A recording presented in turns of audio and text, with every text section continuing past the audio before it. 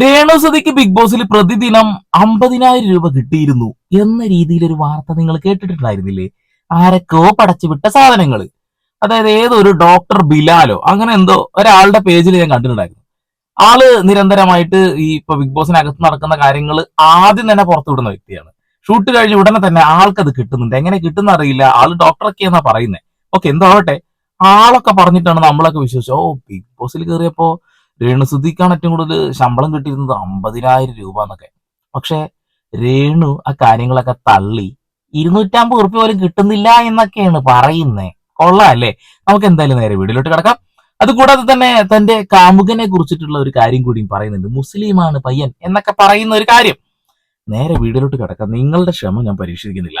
ഏതോ ഒരു ആളുമായിട്ട് റിലേഷൻ ആണ്, ഉടനെ കല്യാണം ഉണ്ടാവും. അത് ഈ ആൾക്കാർ പറയുന്നല്ലേ, ഞാൻ പറഞ്ഞിട്ടില്ലല്ലോ. ഇല്ല എന്തായാലും അങ്ങനെ ഒരു അദൃശ്യ കാമുകൻ ഉണ്ടെങ്കിൽ അവിടെ അദൃശ്യമായിട്ടിരിക്കട്ടെ. ഉണ്ടോ ഇല്ലയോ എന്നല്ല, ഉണ്ടെങ്കിൽ അവിടെ അദൃശ്യമായിട്ടിരിക്കട്ടെ.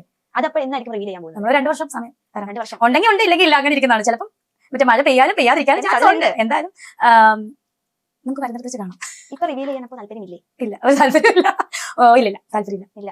ആളുടെ ശബ്ദം പോലും കേൾപ്പിക്കാനുള്ള ഒരു ആൾക്ക് സൗണ്ട് ഇല്ലാത്ത ആളാണ്. അപ്പൊ നിങ്ങൾ എങ്ങനെ കോൺവെർസേഷൻ ഞങ്ങൾ ചാറ്റ് ചെയ്യുവാണ്. നല്ല രസമുണ്ടല്ലേ കേൾക്കാം. കാമുകൻ ഉണ്ട് എങ്കിൽ ഉണ്ട്, ഇല്ലെങ്കിൽ ഇല്ല എന്ന് പറഞ്ഞാൽ മതി. ഇവർ ഈ ഇന്റർവ്യൂവിലും പോയിട്ട് ഇരുന്നിട്ട്, ഈ ഇന്റർവ്യൂവിന്റെ പ്രത്യേകം എന്താ പറയുക, ഇവരുടെ ഇന്റർവ്യൂവിൽ ഒരിക്കലും ഒരു സാധനം സ്ക്രിപ്റ്റഡ് അല്ല എന്നാണ് രേണു അവകാശപ്പെടുന്നത്. ആ പറയുന്ന കാര്യങ്ങളൊക്കെ രേണുവിന്റെ കയ്യിൽ എടുത്തിരുന്നതാണ്. തനിക്കൊരു ലവർ ഉണ്ടോ എന്ന ചോദ്യത്തിന് താല്പര്യമില്ല എന്ന് പറഞ്ഞാലും കുഴപ്പമില്ല. പക്ഷെ ഉണ്ടോ ഇല്ലേ അവർക്ക് തന്നെ അറിയാത്തതുപോലെ ഇനിയിപ്പോ ഉണ്ടോ എന്ന് സ്വന്തം മനസാക്ഷിയോട് തന്നെ ചോദിക്കുന്നത് പോലെ എന്നുള്ളതാണ്.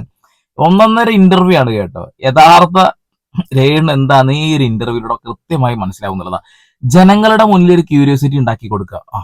മുസ്ലിമാണ് പയ്യൻ, കാമുകനാണ്. ഇതേപോലെ തന്നെ മുന്നേ വേറൊരു കാമുക ഡയലോഗ് അടിച്ചിട്ടുണ്ട് എന്നുള്ളതാണ്. ഇല്ലെങ്കിൽ ഇല്ലാന്ന് പറഞ്ഞാൽ മതി. എന്റെ കുടുകുടുകുടാന്ന് ചിരിച്ചിട്ട് എന്തൊക്കെയോ പൊട്ടത്തനം പറയുന്നു. അപ്പൊ ഇനി വേറെ ആരും ഹോപ്പ് വെച്ചിട്ട് കാര്യമില്ല. ഡിഎമ്മിൽ മെസ്സേജ് അയച്ചിട്ട് ഒരു കാര്യമില്ല. എന്നാലും ഇപ്പൊ മെസ്സേജ് വരാറുണ്ട്. കുഴപ്പമില്ല, മെസ്സേജ് അയച്ചോ. എങ്ങാനല്ലേ ബിരിയാണി കിട്ടിയാലോ? ബിരിയാണി കിട്ടിയാലോ? എങ്ങാനും ഇനി വല്ല ബിരിയാണി കിട്ടിയാലോ? ആരാടെ ഇവർക്കൊക്കെ ഇങ്ങനെ മെസ്സേജ് അയക്കുന്നത് എനിക്ക് മനസ്സിലാവുന്നില്ല. എന്തെങ്കിലും ആവട്ടെ, ആളുകളുടെ സൗന്ദര്യബോധം എന്നൊക്കെ പറഞ്ഞിട്ടുണ്ടെങ്കിൽ വ്യത്യസ്തമായിരിക്കും. ചിലപ്പോ ഇഷ്ടപ്പെടുമായിരിക്കാം, എനിക്കറിയില്ല. അലയിക്കുമ്പോ തന്നെ എന്തെങ്കിലും ആവട്ടെ. അങ്ങനെ ആരൊക്കെ മെസ്സേജ് അയക്കുന്നുണ്ടെന്നാ പറയുന്നത്. ഇനിയിപ്പോ ബിരിയാണി എങ്ങാനും കൊടുക്കുന്നുണ്ടെങ്കിലോ അല്ലേ, എന്നാ ഒരു കോൺഫിഡന്റാ. അപ്പൊ ശരിക്കും സുധിച്ചേട്ടൻ കാരണല്ലേ ഇങ്ങനെയുള്ള ഒരു നിലയിൽ എത്താനായിട്ട് കാരണം? അതെ, യെസ്, അദ്ദേഹത്തിന്റെ അനുഗ്രഹം, അത് മാത്രമാണ്.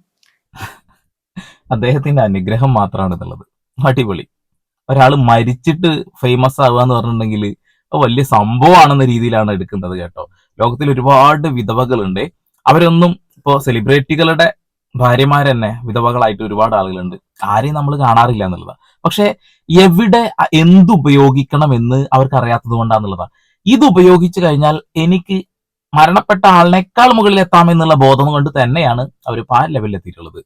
ഇപ്പോ കൊല്ലസുതി ജീവിച്ചിരിക്കുന്നുണ്ടെന്നുണ്ടെങ്കിൽ രേണു എത്തിയ ആ ഒരു നിലയുടെ ഒരു അംശം പോലും എത്തില്ല. കാരണം ജീവിച്ചിരിക്കുമ്പോൾ തന്നെ വലിയ ധാരണയൊന്നും ആർക്കും ഇല്ലായിരുന്നു എന്നുള്ളതാണ്. പിന്നെ കൊറോണ സമയത്ത് കുറെ കടം വാങ്ങിയ പ്രശ്നവും മറ്റുള്ള കാര്യങ്ങളൊക്കെയാണ് ജനങ്ങൾ അറിഞ്ഞിട്ടുള്ളത്. അല്ലാത്ത പക്ഷം ടമാർ പടാർ എന്ന ഒരു പ്രോഗ്രാമിൽ മാത്രം ഒതുങ്ങി നിന്നിരുന്ന ഒരു മനുഷ്യൻ 1-2 സിനിമ ചെയ്തിട്ടുണ്ട്. അതിൽ കട്ടപ്പന ഋത്തിക് റോഷന്റെ സിനിമയിൽ ഒരു സീനാണ് എനിക്ക് അയാളുടെ സിനിമ കരിയറിൽ എനിക്ക് ഏറ്റവും ഇഷ്ടപ്പെട്ടു എന്നുള്ളതാണ്. പിന്നെ മറ്റുള്ള സിനിമകൾ കണ്ടവരുണ്ടെന്നുള്ള അഭിപ്രായം പറയുക. ഇവിടെ കൊല്ലസുതി ജീവിച്ചിരിക്കുന്നുണ്ടോ എങ്കിൽ രേണുസുതി എവിടെ എത്തില്ല, മരിച്ചു. അപ്പോ ഒന്ന് വളമാകുന്നു എന്നൊരു ഡയലോഗ് ഇല്ലേ, ആ ഒരു സാധനം എനിക്ക് ഓർമ്മ വന്നത്. ഇവിടെ ഏറ്റവും കൂടുതൽ ആ മരണം ഉപകാരപ്പെട്ടത് രേണുവിന് തന്നെയാണ്. രേണു ആഗ്രഹിച്ചിരുന്ന ഒരു ലൈഫ് ഉണ്ട്. അതായത് സെലിബ്രിറ്റി ആവാനുള്ള ശ്രമങ്ങൾ നടത്തുക, എങ്ങനെയെങ്കിലും അതിലേക്ക് എത്തിപ്പിടിക്കുക എന്നുള്ളത്. ഇങ്ങനെ രേണു ഒരു സൈഡിലൂടെ ഈ ഒരു മരണം കൊണ്ട് വലുതാകുമ്പോ കൊല്ലസുതിയുടെ 2 മക്കളിൽ ഒരാള് കിച്ചുവിനോടാണ് നമുക്ക് കുറച്ചെങ്കിലും ഒരു സ്നേഹം ഉണ്ട് എങ്കിൽ ഉണ്ട് എന്ന് പറയാൻ കഴിയുക. ആ ഒരു മനുഷ്യന്റെ, ആ ഒരു പയ്യന്റെ ലൈഫിൽ ഇവര് വലുതാവുന്നതിനനുസരിച്ചിട്ട് സ്വന്തം അച്ഛന്റെ ലൈഫ്, സ്വന്തം അച്ഛന്റെ പേര് ഇവര് കാരണം നാശമാകുന്നുണ്ട് എന്ന് പറയാൻ പോലും കഴിയുന്നില്ല എന്നുള്ളതാണ്. ഇപ്പൊ കൊല്ലസുതി കള്ളു കുടിച്ചിരുന്നു, കടം വാങ്ങിയിരുന്നു, ഇതൊന്നും ആരും അറിയാതെ പോകേണ്ട വിഷയമാണ്. പക്ഷെ ഈ രേണുസുതിയെ കൊണ്ട് മാത്രം അയാൾ എത്രത്തോളം നാണം കെട്ടു. അല്ലെ? അപ്പോ കിച്ചു അത് മനസ്സിലാക്കുന്നില്ല. അവൻ മനസ്സിലാക്കുന്ന ഒരു സമയത്ത് ചിലപ്പോ അവൻ അതിനെ കുറിച്ച് സംസാരിക്കുമായിരിക്കാം, പ്രതികരിക്കുമായിരിക്കാം. ഇപ്പോ ഭയം കൊണ്ട് തന്നെയാണ് പയ്യൻ മുന്നോട്ട് പോകുന്ന കാര്യത്തിൽ ഒരു തർക്കവും വേണ്ട. കൊല്ലസുദ്ധി മരണപ്പെട്ടത് കൊണ്ട് മാത്രം രേണുസുദ്ധി അറിയപ്പെട്ടു. അതാണ് അതിന്റെ ഉചിതമായ വധം. ജോലി ഉണ്ടെന്ന് പറയാം. ഉണ്ണിയുടെ ജോലി കൂടി ജോലി പറഞ്ഞ ഫിയാൻസിയുടെ ഉമ്മയും വാപ്പ അയാളെ വെട്ടിക്കൊല്ലും. കേട്ടോ, ഉമ്മയും വാപ്പയും എന്നൊക്കെ മുസ്ലിമാണ് ഉറപ്പിച്ചേക്കുന്നത്. അപ്പൊ ചേച്ചി എല്ലാവർക്കും ഉള്ള ഡൗട്ടാണ്. അല്ലെങ്കിൽ ചേച്ചി ഇപ്പം മറ്റേ ഒലക്കപ്പുറത്തിരിക്കുന്ന തേങ്ങ പോലെയാന്ന് പറയും. ഒലക്ക എന്താ തേങ്ങ, ആ തേങ്ങാന്ന് പറഞ്ഞില്ലേ? അപ്പൊ അതുപോലെ എല്ലാവർക്കും ഉള്ള ഡൗട്ടാണ്, ചേച്ചി ഒരു സ്നേഹിക്കുന്ന ഒരു ഇക്കാനെയാണോ, ഉമ്മച്ചിക്കുട്ടി ആവാനുള്ള പ്ലാനാണോ? ഓ, ഞാൻ 2-3 റീൽ ഇട്ടായിരുന്നു. തട്ടമിട്ട് വീഡിയോ ചെയ്യുന്നു. പൊന്നെ, തട്ട വിട്ടോണ്ടേ അത് മുസ്ലിം പയ്യനെ ആവും. അറിയാൻ പറ്റും, ചിലപ്പോൾ ചേഞ്ച് ആർക്കും. എന്നാ ഞാൻ മതം മാറുമെന്ന് പറയല്ലോ ആൾക്കാര്. എന്തുവാണോ എന്റെ പൊന്നെ.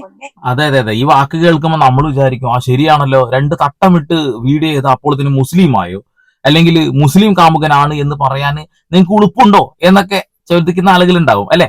പക്ഷെ ഇതേ ഇന്റർവ്യൂവിൽ തന്നെ ഈ ആങ്കർ ചോദിക്കുന്ന ചോദ്യത്തിന് വളരെ സിമ്പിൾ ആയിട്ട് തടയിണ ഇടാൻ കഴിയും. എനിക്ക് അങ്ങനെ ഒരു കാമുകനില്ല, കഴിഞ്ഞോ? ഞാൻ അങ്ങനെ ഒരാളെ പ്രണയിക്കുന്നില്ല, കഴിഞ്ഞോ? അതല്ല ചെയ്യാൻ പോകുന്നത്. ഇതിങ്ങനെ വലിച്ച് വലിച്ച് നീട്ടിക്കൊണ്ടുപോകണം. എന്താ, ജനങ്ങൾ കാണും, നെഗറ്റീവ് കിട്ടും. നെഗറ്റീവ് ആണ് എന്നെ പബ്ലിസിറ്റി. ഇങ്ങനെ നെഗറ്റീവ് പബ്ലിസിറ്റി കൊണ്ട് മുന്നോട്ട് പോകുന്ന 2 വ്യക്തികളാണ്. ഒന്ന് ജാസി, 2 ഈ പറയുന്ന രേണു.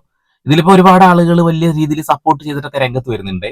അത് എന്തുണ്ടാക്കിയാന്ന് എനിക്ക് മനസ്സിലാവുന്നില്ല. ഇവരുടെ ആൽബം ഒന്നും കണ്ടിട്ടുണ്ടാവില്ല, അതുകൊണ്ടാകാം. അത് കാമുക ഒന്ന് തെറ്റിദ്ധരിക്കരുതേ, ഇവരെന്നെ കൊണ്ട് പറയിപ്പിക്കുന്ന ഇതൊക്കെ. അയ്യോ, ലൈൻ കട്ട് കിട്ടി, കിട്ടാനുള്ളതൊക്കെ കിട്ടി. ഇത് മതി കേട്ടാ, നമുക്കിത് മതി. ഇത് കട്ടയില്ല. എന്ത് വിധി കാരണം വായിന്ന് തന്നെ വന്ന വല്ലാത്ത ചതീത് ഓർക്കാപ്പുറത്തുണ്ട്. എന്തൊരു തമാശയാണ് പറയുന്നല്ലേ. കണ്ടില്ലേ, ഇവര് തന്നെ അങ്ങ് ഇട്ടുകൊടുക്കുകയാണ് കാമുകനുണ്ട്, ഇന്ന ആളാണെന്നുള്ള സൂചന. മുസ്ലിം ആണോ എന്ന് ചോദിക്കുന്ന ചോദ്യത്തിന് അതെങ്ങനെ പറയാൻ കഴിയും എന്ന് ചോദിക്കുന്ന ആള് തന്നെ വീണ്ടും അങ്ങ് സൂചന ഇട്ട് കൊടുക്കുക എന്നുള്ളതാണ്. അവർക്കറിയാം എന്ത് പറഞ്ഞാൽ ഈ സമൂഹത്തിൽ അല്ലെങ്കിൽ സോഷ്യൽ മീഡിയയിൽ പിടിച്ചു നിൽക്കാം എന്നുള്ളത്. നെഗറ്റീവ് പറയാൻ വരുന്ന ആളുകളുടെ ആ വ്യൂ മാത്രം മതി എന്നുള്ളതാണ്. അല്ലെങ്കിൽ രേണുസുദ്ധി എന്ത് സംഭാവന നൽകിയിട്ടാണ് ഇത്രമാത്രം ഇന്റർവ്യൂകളിൽ ആളുകൾ വിളിക്കുന്നത്? അവർക്ക് വ്യക്തമായിട്ട് ധാരണയുണ്ട്, രേണുസുദ്ധിയെ കൊണ്ട് ഇരുത്തി കഴിഞ്ഞാൽ തെറി വിളിക്കാനാണെങ്കിൽ നെഗറ്റീവ് പറയാനാണെങ്കിലും കുറെ ആളുകൾ വരും എന്നുള്ളത് 1 ലക്ഷം കൊണ്ടാണെന്നുള്ളതാ. രേണുസുദ്ധിയുടെ ഏറ്റവും കൂടുതൽ ഇന്റർവ്യൂ നടത്തിയ ഒരു ടീമാണ് മെയിൻ സ്ട്രീം മീഡിയ. നിങ്ങൾ വേണമെങ്കിൽ എടുത്തു നോക്കിക്കോ. അപ്പൊ കാമുകനുണ്ടോ? കാമുകനില്ല. അപ്പൊ കാമുകനില്ലേ? ആ കാമുകനുണ്ട്. ഒന്ന് ഉറച്ചു നിൽക്കടേ ചേച്ചി. അപ്പോ നമ്മുടെ ബിഗ് ബോസിനകത്ത് അതിനുശേഷം പലരും ഇങ്ങനെ റൂമേഴ്സ് വരുന്നുണ്ട്. ചേച്ചിക്ക് പലരും പറയുന്നുണ്ട് അമൗണ്ടിന്റെ കാര്യം, എത്രയാണ് പേയ്മെന്റ് കിട്ടിയെന്നുള്ളത്. 10 ലക്ഷം പറയുന്നുണ്ട്, 20 ലക്ഷം പറയുന്നുണ്ട്. ഒരു ദിവസമോ? ഒരു മാസോ, ഒരു ദിവസമോ, ഒരാഴ്ചയോ? എനിക്ക് ഒരു ദിവസം 10 ലക്ഷം അങ്ങനെ പറയുന്നവർ ഒരുപാടുണ്ട്. അപ്പൊ കറക്റ്റ് എത്രയാണ് ചേച്ചിക്ക് കിട്ടുന്ന എമൗണ്ട്? 10 ലക്ഷം അല്ലേ? 20,000 എനിക്ക് തോന്നുന്നു ഏറ്റവും കുറവ് എനിക്കായിരുന്നു. കാരണം ഞാന് അല്ല, അതിലും കുറവാ. 5,000 ഇനിയും പറയണ്ട. 250 ഉറുപ്പിയും കഞ്ഞിയും പയറാണ് പറഞ്ഞിട്ടുണ്ടായിരുന്നത്. പക്ഷെ അവിടെ ചെന്നപ്പോ കഞ്ഞിയും പയറല്ലായിരുന്നു, നിങ്ങൾ കണ്ടല്ലോ അല്ലെ? പിന്നെ എന്ത് ചെയ്യാനാ, അങ്ങനെ പിടിച്ചു നിന്നാ പറയുന്നത്. അതായത് 10,000 രൂപയില്ല, 5,000 രൂപയില്ല. പിന്നെ ഇപ്പൊ എന്താ, ചില്ലറക്കായി പെറുക്കി അങ്ങ് കൊടുത്തിട്ടാണ് നിർത്തി എന്നുള്ളതാണ് ഇവരുടെ ഒരു പ്രത്യേകത. എന്ന് വെച്ചിട്ടുണ്ടെങ്കിൽ വില പേശാൻ അറിയില്ല എന്ന് പറഞ്ഞത്. തന്റെ സ്റ്റാർ വാല്യൂക്ക് അനുസരിച്ച് വില പേശാൻ അറിയില്ല എന്നുള്ളതാണ്. 250 ഉറുപ്പ് ധാരാളമായിട്ടാണ് എനിക്ക് തോന്നിയിട്ടുള്ളത്. കാരണം അവർ അഭിനയിച്ച ആൽബംസ് ഒക്കെ കണ്ടു കഴിഞ്ഞാൽ തന്നെ മൊബൈൽ ഫോണിലാണോ ഷൂട്ട് ചെയ്തത് എന്ന് പോലും തോന്നും. എന്നാ മൊബൈൽ ഫോണിൽ നല്ല അടിപൊളിയായി ഷൂട്ട് ചെയ്യുന്ന ആളുകൾ വേറെ ഉണ്ട് കേട്ടോ. എന്തെങ്കിലും ആവട്ടെ, അവർ ബാക്കി പറഞ്ഞേക്കാം. ബിഗ് ബോസിൽ വിളിക്കുമ്പം പേയ്മെന്റിന്റെ കാര്യം സംസാരിക്കുമ്പോൾ പോലും എനിക്ക് സത്യം പറഞ്ഞ മാർക്കറ്റിംഗ് അല്ലെങ്കിൽ എനിക്ക് എന്നെ ഇത്ര രൂപയ്ക്ക് വില പേശാനോ ഒന്നും എനിക്ക് വില മീൻസ് ഒരു പ്രോഗ്രാമിന് അല്ലെങ്കിൽ ഒരു അറിയില്ല. എനിക്ക് ഒന്നാമത്തെ കാര്യം, എനിക്ക് അന്ന് മാനേജർ കരീഷ്മ ഇല്ലായിരുന്നു. ഓഹ്, മാനേജർ കരീഷ്മ ഉണ്ടായിരുന്നെങ്കിൽ ഒരു പക്ഷേ 50,000 രൂപ തന്നെ അവർക്ക് പ്രതിദിനം കിട്ടുമായിരുന്നു എന്നുള്ളതാണ്. എന്താ അവസ്ഥ. അതാണ് മാനേജർമാരെ നമ്മൾ ഉടനെ തന്നെ എപ്പോഴും നിയമിക്കണം എന്നുള്ളതാണ്. നെഗറ്റീവ് റീച്ച് കിട്ടി തുടങ്ങിയാൽ പിന്നെ ഒന്നും നോക്കണ്ട, നമ്മളൊരു മാനേജറെ വെച്ചേക്കണം. നമ്മൾ എന്തായാലും വില പേശാനൊന്നും നിൽക്കരുത്. ബിഗ് ബോസിലേക്ക് ഒരു ചാൻസ് കിട്ടുകയാണെന്നുണ്ടെങ്കിൽ ഉടനെ തന്നെ ഒരു 50,000 രൂപ പെർ ഡേ ആണെങ്കിൽ നമ്മൾ വരാന്ന് പറയും. അപ്പൊ ഉടനെ തന്നെ അവര് അങ്ങ് തീരുമാനമെടുക്കും. എന്നാൽ ചേട്ടൻ പുറത്തു നിന്നോളൂ, അല്ലെങ്കിൽ ചേച്ചി നിങ്ങൾ പുറത്തു നിന്നോളൂ എന്നുള്ളത് വളരെ സിമ്പിളായിട്ട് ദൂരെ കളഞ്ഞേനെ. പക്ഷെ എന്ത് ചെയ്യാനാണ്, ബിഗ് ബോസിൽ കയറിയപ്പോ ഒരുപാട് തെറി വിളിച്ചിരുന്ന ആളുകൾക്കൊക്കെ സ്നേഹം കൂടിയെന്ന അവർ അവകാശപ്പെടുന്നത്. എവിടെയെന്ന് എനിക്ക് മനസ്സിലാവുന്നില്ല. മാനേജറായിട്ട് കരിഷ്മ ഇല്ലായിരുന്നു. അപ്പം ഞാൻ സ്വന്തമായിട്ടാണ് പറയുന്നത്. എനിക്കതിനെപ്പറ്റി എനിക്ക് ലക്ഷങ്ങൾ കോടികൾ ഉണ്ടാക്കണമെന്നോ ഒന്നുമില്ല. എനിക്ക് അന്നന്ന് കഴിയേണ്ട എൻ്റെ മക്കൾക്ക് വേണ്ടിയിട്ടും എൻ്റെ വീട്ടുകാർക്ക് വേണ്ടി അന്നന്ന് കഴിയേണ്ട ആഹാരത്തിനുള്ള വക കിട്ടിയാൽ മതി എന്നുള്ള വ്യക്തിയാണ് ഞാൻ. ഇപ്പോഴും അങ്ങനെയൊക്കെ തന്നെയാണ്. അല്ലെങ്കിൽ കോടികൾ മേടിക്കണമെന്നോ ലക്ഷങ്ങൾ മേടിക്കണമെന്നോ ഒന്നുമില്ല. അല്ലെങ്കിൽ ഇപ്പൊ കോടികളും ലക്ഷങ്ങളും ഇങ്ങനെ വാരിക്കോരി തരും. അമ്മാതിരി സെലിബ്രിറ്റിയാണ്. മമ്മൂട്ടിയേക്കാൾ കൂടുതൽ വേണമെന്നുണ്ടെങ്കിൽ കൊടുക്കാൻ കഴിയും. അത്രമാത്രം സെലിബ്രിറ്റി ആയിട്ടുള്ള ഒരു വ്യക്തി വേറെ ഇല്ല എന്നുള്ളതാണ്. ഈ സമൂഹത്തിനും ഈ ഒരു സിനിമാ മേഖലയ്ക്കും എത്രത്തോളം സംഭാവനകൾ നൽകിയ ഒരു വ്യക്തിയാണെന്നറിയോ. അഭിനയം എന്ന് പറഞ്ഞിട്ടുണ്ടെങ്കിൽ എന്റെ പൊന്നു മക്കളെ ഞാൻ പറയുന്നില്ല, നിങ്ങളൊന്ന് കണ്ടു മനസ്സിലാക്കേണ്ട ഒരു കാര്യമാണെന്നുള്ളതാണ്. പിന്നെ ആ ഒരു ആറ്റിറ്റ്യൂഡ് ഉണ്ടല്ലോ, പൊളിയാണ്, പൊളി. ആദ്യം പറയും എന്നെ റിയാക്ട് ചെയ്യണം നിങ്ങൾ, പിന്നെ പറയും റിയാക്ട് ചെയ്ത ആളുകൾക്കെതിരെ കേസ് കൊടുക്കും ഞാൻ എന്നുള്ളത്. പിന്നെ ആരെങ്കിലും എന്തെങ്കിലുമൊക്കെ സത്യം വിളിച്ച് പറയാണെന്നുണ്ടെങ്കിൽ അവർക്കെതിരെയൊക്കെ പോയിട്ട് അങ്ങ് പണി കൊടുക്കും, കേസൊക്കെ കൊടുക്കേ. എന്നാലോ പ്രധാനപ്പെട്ട കുറച്ച് കാര്യങ്ങൾ പറഞ്ഞ ഹനാനെ പോലെയുള്ള ആളുകൾക്കെതിരെ ഒന്നും ഒരു കേസും ഇല്ല. എന്തുണ്ടായാണെന്ന് മനസ്സിലാവുന്നില്ല. അതുലിനൊക്കെ എതിരെ കള്ളക്കേസൊക്കെ കൊടുക്കുമ്പോൾ നല്ല അടിപൊളിയായിരുന്നു. ഹനാൻ പറഞ്ഞ വാക്കുകളിൽ എന്തുകൊണ്ട് ഒരു കേസുമായി പോയില്ല എന്നുള്ളത് ഒരു വലിയ ചോദ്യമാണ്. ഓക്കെ, അതവിടെ നിൽക്കട്ടെ. അപ്പോ ഒരു മാനേജർ ഉണ്ടായിരുന്നുവെങ്കിൽ ഒരു പക്ഷെ 50,000 കിട്ടിയാനല്ലേ. ബാക്കി കേൾക്കാം.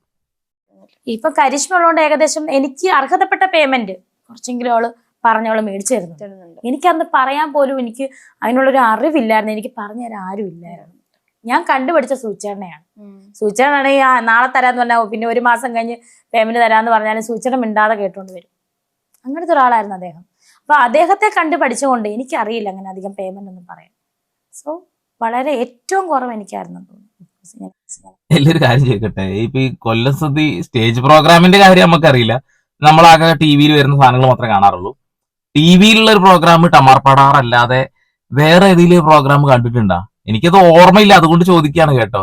കാരണം പേയ്മെന്റ് ഒക്കെ പിന്നെ തന്നാൽ മതി എന്ന് പറയുന്ന ഒരു സ്വഭാവക്കാരനാണെന്ന് പറഞ്ഞത് കൊണ്ട് ചോദിക്കുകയാണ്. അങ്ങനെ അത്രമാത്രം പേയ്മെന്റും കാര്യങ്ങളൊക്കെ കിട്ടിയിരുന്ന വലിയ വർക്കുള്ള ഒരാളായിരുന്നെങ്കിൽ എന്തായാലും ആ ഒരു വെള്ളം ചോരുന്ന ഷെഡിട്ട വീട്ടിലല്ലായിരുന്നു താമസിക്കേണ്ടിയിരുന്നത് അല്ലെ. പക്ഷെ എന്ത് ചെയ്യാനാണ്, അവസ്ഥ അങ്ങനെ ആയിപ്പോയി. അപ്പൊ അതൊക്കെ കണ്ട് ആ ഒരു മരണശേഷം ആരൊക്കെയോ വീട് വെച്ചു കൊടുത്തു. പിന്നെ അവരെയായി കുറ്റം പറച്ചല്. കൊള്ളാം, നല്ല അടിപൊളിയാണ്, അടിപൊളിയാണ്. നമ്മുടെ പ്രതീക്ഷ ആയിട്ട് കോണ്ടാക്ട് ഒന്നുമില്ലേ നിങ്ങളുടെ? പണ്ടത്തെ മറ്റേ അടിപൊളി കപ്പിൾസ് ആയിരുന്നു, കോംബോ ആയിരുന്നു. പ്രതീക്ഷയായിട്ട് കോണ്ടാക്ട് ഉണ്ട്. ഞാൻ ബിഗ് ബോസിൽ നിന്ന് ഇറങ്ങിയതിന് ശേഷം പ്രതീക്ഷനെ കണ്ടിട്ടേ ഇല്ല. എനിക്കൊന്ന് പ്രതീക്ഷ റീലും തിരക്കും ഒക്കെ ആയിട്ട് നടക്കുക, ഞാൻ എന്റെ തിരക്കുമായിട്ട് നടക്കുക. പക്ഷെ എനിക്ക് വലിയൊരു ആഗ്രഹമുണ്ട് പ്രതീക്ഷയായിട്ട് ഒരു ആൽബം ചെയ്യണമെന്ന്. അപ്പം ആ ഒരു കോംബോ ഭയങ്കരമായിട്ട് വർക്ക്ഔട്ട് ആയതായിരുന്നു. പ്രൊഡ്യൂസർമാര് കേൾക്കുവാണെങ്കിൽ ഞാൻ എന്തായാലും 10-15 ആൽബം ചെയ്തല്ലോ. അപ്പം ഇനി ഒരു ആൽബം പ്രതീക്ഷയായിട്ട് ചെയ്യാൻ പ്രതീക്ഷിക്കുന്നു. എനിക്ക് എന്നെ പല്ലി എലി എന്നൊക്കെ വിളിച്ചവര് മാറ്റി പറഞ്ഞത് റൂമേൽ ചെന്നിട്ട് തന്നെയാണ്. ഓക്കെ, ഞാൻ കൂടുതലായിട്ട് വലിച്ചു നിൽക്കുന്നില്ല കേട്ടോ. അതായത് പ്രതീക്ഷയുമായിട്ടുള്ള ഒരു കോംബോക്ക് വേണ്ടി കാത്തിരിക്കുകയെന്ന് പറഞ്ഞത്. ഈ പ്രതീക്ഷയുമായിട്ടുള്ള കോംബോ ഒക്കെ നിങ്ങളൊക്കെ ഒന്ന് പോയി കാണണം കേട്ടോ. ഇപ്പൊ സപ്പോർട്ട് ചെയ്യുന്ന ആളുകൾ നിർബന്ധമായിട്ടൊന്ന് കാണണം കേട്ടോ. അഭിനയ കുല ചക്രവർത്തി എന്താ പറയാ, അതിന്റെ അപ്പുറത്തേക്കാണെന്ന് പറയേണ്ടി വരും. 15 ആൽബം അഭിനയിച്ചു എന്നാ പറയുന്നത്. ഇതിൽ ട്രോളന്മാരെടുത്ത് ഇടുന്ന കുറച്ച് കാര്യങ്ങൾ മാത്രമല്ലാതെ ആരും കണ്ടിട്ടുണ്ടാവും എനിക്ക് പ്രതീക്ഷയൊന്നുമില്ല. പിന്നെ പ്രൊഡ്യൂസർമാരോടാണ് അഭ്യർത്ഥന, ഞങ്ങളുടെ കൂടെയുള്ള ഒരു പ്രതീക്ഷയില്ലേ, ഓന്റെ ഒപ്പം ഒന്നും കൂടി അഭിനയിക്കാൻ ഒരു അവസരം നിങ്ങൾ ഉണ്ടാക്കി തരണട്ടാന്നുള്ളതാണ്. ഈ പ്രൊഡ്യൂസർമാരൊക്കെ ഈ പൈസ വൈറ്റാക്കാനാണോ അതൊക്കെ ചെയ്യുന്നത് ചോദിക്കട്ടെ. കാരണം എന്താ വെച്ചിട്ടുണ്ടെങ്കിൽ ഈ ആൽബം കൊണ്ട് ഒരുപാട് ആൽബംസ് വരുന്നുണ്ട്. പക്ഷെ ആൽബം ചെയ്യുന്ന ആളുകൾക്കൊക്കെ ചിലപ്പോൾ കുറെ ആളുകൾക്ക് സിനിമയിൽ എത്തണം എന്ന് ആഗ്രഹം ഉണ്ടാവും, ചില ആളുകൾക്ക് ഫെയിമിൽ എത്തണം എന്ന് ആഗ്രഹം ഉണ്ടാവും, ചില ആളുകൾക്ക് ഫണ്ട് വെളുപ്പിക്കാനും അല്ലെങ്കിൽ കറപ്പിക്കാനൊക്കെ ആഗ്രഹം ഉണ്ടാവും എന്നുള്ളതാണ്. പക്ഷെ ഈ ഒരു സാധനത്തിൽ നിന്ന് റിട്ടേൺ ഒന്നും കിട്ടാനൊരു സാധ്യത കാണുന്നില്ല. കാരണം ഇതൊന്നും ആരും കണ്ടിട്ട് പോലും ഇല്ല എന്നുള്ളതാണ്. അപ്പൊ പ്രൊഡ്യൂസർമാരെ അതിനൊരു അവസരം ഉണ്ടാക്കി കൊടുക്കും കേട്ടാ. കുറെ കാലമായിട്ട് ആളുടെ ആഗ്രഹം എന്നാ പറയുന്നത്. എന്തായാലും കൊള്ളാം കേട്ടോ. 50,000 രൂപ അല്ല കിട്ടിയിരുന്നത്, വളരെ തുച്ഛമായ പൈസ കിട്ടിയിരുന്നത്. അപ്പൊ ആ ഒരു തള്ളങ്ങ് പോയി കിട്ടി. പിന്നെ പ്രണയത്തെ കുറിച്ചിട്ട് ഇവർക്ക് സത്യം പറഞ്ഞിട്ടുണ്ടെങ്കിൽ ഡബിൾ സ്റ്റാൻഡ്, ട്രിപ്പിൾ സ്റ്റാൻഡ് ആണെങ്കിൽ അതിന്റെ മുകളിൽ ഒരു 5 സ്റ്റാൻഡ് വേണമെങ്കിൽ വെക്കേണ്ടി വരും. അമ്മാതിരി സ്റ്റാൻഡുകളാണെന്നുള്ളതാണ്. അപ്പോൾ നിങ്ങളുടെ അഭിപ്രായം രേഖപ്പെടുത്തുക. എന്താണ് നിങ്ങളുടെ അഭിപ്രായം? നിങ്ങൾ രേഖപ്പെടുത്തിക്കോളൂ.